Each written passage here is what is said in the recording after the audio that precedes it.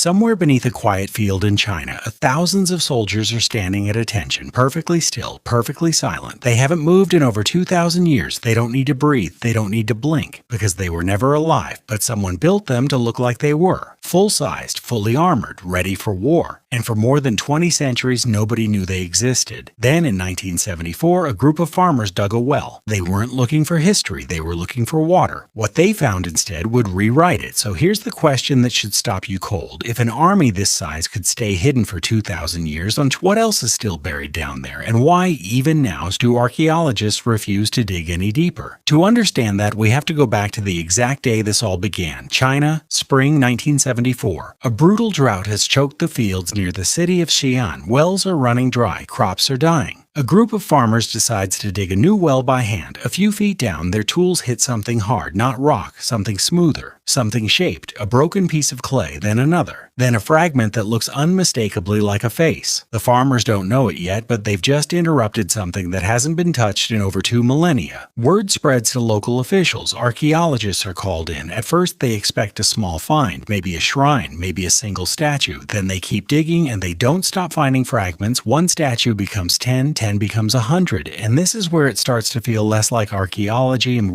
more like a mystery. Eventually, the number climbs into the thousands. This wasn't a shrine, it was an army, buried in battle formation, facing east, waiting for an enemy that never came. And that raises an unsettling question. Who has that kind of power? Who could order thousands of life-size soldiers built, and then bury them on purpose underground? The story doesn't start in 1974, though. It starts 2,000 years earlier. To understand the army, you have to understand the man who built it. Before 221 BCE, there was no single China. There were 7 rival kingdoms constantly at war. Historians call this the Warring States period. Roughly 200 years of near-constant conflict. One kingdom, called Qin, was smaller than most, but it was ruthless, organized, efficient. Its king was a man named Ying Zheng. One by one, he crushed the other 6 kingdoms. By 221 BCE, he had done something no one in this region had ever done before. He unified them all. He gave himself a new title, Qin Shi Huang, the first emperor. And he didn't stop at conquest. He standardized the writing system, the currency, even the width of cart axles, so every road in the empire could carry every wagon. In a matter of years, he built the skeleton of a nation that still exists today. Some historians describe it a different way. He didn't just conquer China, he installed the operating system it still runs on more than 2,000 years later, but absolute power came with an obsession. Qin Shi Huang was terrified of dying. He sent expeditions across the sea searching for a mythical elixir of immortality. Historical records say he consumed mercury-laced potions believing they would extend his life. They didn't. They likely poisoned him slowly, but if he couldn't cheat death, he could prepare for it. He ordered the construction of a mausoleum unlike anything the world had ever seen. Historical accounts say it took roughly 700,000 laborers to build. That's an army in itself. Mobilized just to build a tomb complex so vast, historians still haven't finished mapping its edges, but we'll come back to that. Which leaves one question hanging in the air. Why would an emperor, a man who already had everything, need an entire army to follow him into the afterlife? Building the tomb, it turns out, was the easy part. Filling it with something else entirely. Archaeologists now estimate the Terracotta Army contains over 8,000 soldiers, plus cavalry horses, chariots, generals, archers, every rank of a real ancient Chinese military force. Here's the detail that stuns historians most. No two faces are exactly alike. Different jawlines, different expressions, different hairstyles marking different ranks. Some researchers believe the craftsmen combined standardized body molds with individually sculpted heads. An ancient version of mass production personalized by hand. That itself is remarkable. This was in effect an assembly line, built more than 2,000 years before Henry Ford. Here's something worth sitting with. Every craftsman who worked on this army had to leave a mark. Literally, a name, a workshop, sometimes a hometown, inscribed in hidden places on the statues, not for credit, for accountability. If a soldier was found defective, inspectors knew exactly whose work to blame. Quality control, invented over 2,000 years before the modern factory, and there's something else most people don't know. These statues weren't always the dull gray-brown color you see in photographs. When first uncovered, traces show they were painted in brilliant color. Red armor, green robes, black hair, pink skin tones, but exposure to air causes the paint to curl and flake away within minutes minutes of excavation. Most of that color was lost forever decades ago,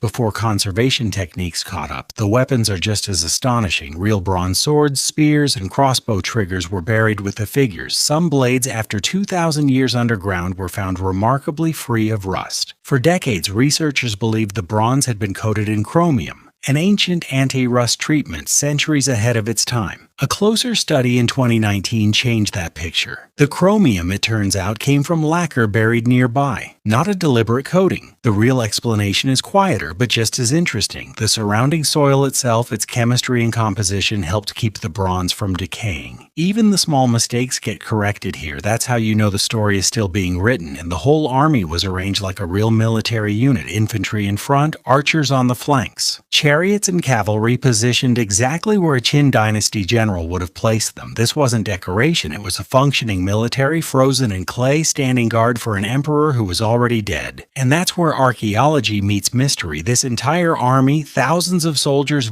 is not even the main event. It's a guard post because roughly a mile away lies the actual tomb, and nobody, not one archaeologist, not one scientist has ever opened it. Not once, not ever. Let that sink in. Which means everything you've just seen, 8,000 soldiers, decades of excavation, one of history's great discoveries, and might not be the discovery at all. It might just be the front door. This is the burial mound of Qin Shi Huang himself. It's still sealed, untouched, exactly as it was left over 2,000 years ago. Almost everything we think we know about what's inside comes from one source. A historian named Sima Qian, writing about a century after the emperor's death. What he describes sounds less like a history book and more like science fiction. According to his account, the tomb contains a miniature replica of the emperor's entire empire. Rivers and seas made of flowing mercury, a ceiling painted with constellations, palaces, towers, precious treasures beyond counting, and most chilling of all, automatic crossbows rigged to fire on anyone who dares to enter. Now, it's critical to be honest here. Sima Qian never saw the tomb himself. He was writing history, not filing an eyewitness report. For centuries, historians treated his account as legend, exaggeration, storytelling. That confidence didn't last. Then in the 1980s, scientists tested the soil around the burial mound, and they found something that changed everything. Unusually high concentrations of mercury, far above natural background levels, clustered specifically over the tomb area. An ancient legend about rivers of mercury matched by modern soil science. Nobody is claiming there are literal flowing rivers down there today, but the pattern is exactly what you'd expect if Sima Qian's account had at least some basis in truth, which leads to an uncomfortable thought. If the mercury story turned out to be real, what about the rest of it? So why not just open it? Why not go and see? The honest answer might surprise you. Remember the paint that vanished within minutes of excavation? That wasn't a one-time accident. It's a pattern. Archaeology has a painful history of destroying the very things it discovers. Ancient silk that disintegrates on contact with air, pigments that oxidize in seconds, fragile organic materials that crumble the moment sunlight touches them. Chinese archaeologists have said plainly that current preservation technology isn't good enough yet. If they open the tomb today, they risk destroying details that took 2,000 years to survive, so instead they wait, and they study without digging. Using tools like ground-penetrating radar, remote sensing, and even cosmic ray muon detection, scientists have mapped the general shape and scale of the tomb from the outside. These scans suggest a massive underground structure, roughly the size of a small city block, with walls and chambers still largely intact. But a shape isn't proof of what's inside. Every year, technology gets a little better, and every year the emperor's tomb waits a little longer. Which means the greatest discovery of the entire Terracotta Army might not even be the part we've already found. That's only part of the picture. Even without opening the tomb, this site has already rewritten what historians thought they knew about the ancient world. Step back, and the significance becomes even bigger than one army. This discovery reshaped what historians thought ancient China was capable of. Mass production over 2,000 years before industrialization. Military organization precise enough that modern historians still study its structure. Artistic skill detailed enough to give thousands of statues individual identities, and a belief system where an emperor was willing to spend a fortune and decades of labor preparing for a life after this one. Here's a number that puts this all in perspective. UNESCO's own records put the entire mausoleum complex at nearly 22 square miles. That's roughly the size of the island of Manhattan, an entire island's worth of tombs, palaces, and pits. And we've only opened a handful of them. And after 50 years of excavation, archaeologists believe only a small fraction of that total complex has actually been explored. Most of it is still down there, unopened, unmapped, unknown. And every new excavation seems to raise more questions than it answers. That's not a flaw in this story. That may be exactly what makes it extraordinary. So, how did an entire underground army stay hidden for 2,000 years? Because it was never meant to be found. It was built for an audience of one, an emperor who believed death was just another border to cross and wanted an army waiting on the other side. What makes the Terracotta Army extraordinary isn't just its size. It's the craftsmanship, the ambition, the sheer audacity of the idea, and the fact that even now we've only scratched the surface, literally. More than 2,000 years ago, thousands of silent soldiers disappeared beneath the earth. Empires rose, empires fell, entire civilizations changed. Yet beneath the soil, the emperor's army kept its watch. Somewhere beneath the fields outside Xi'an, they're still standing, exactly where they were placed more than 2,000 years ago, waiting, not for an enemy, for the day humanity is finally ready to uncover the emperor they were built to protect. For more than 2,000 years, an emperor has kept his greatest secret beneath the earth. And despite everything modern science can do, the final chapter of his story is still waiting to be opened.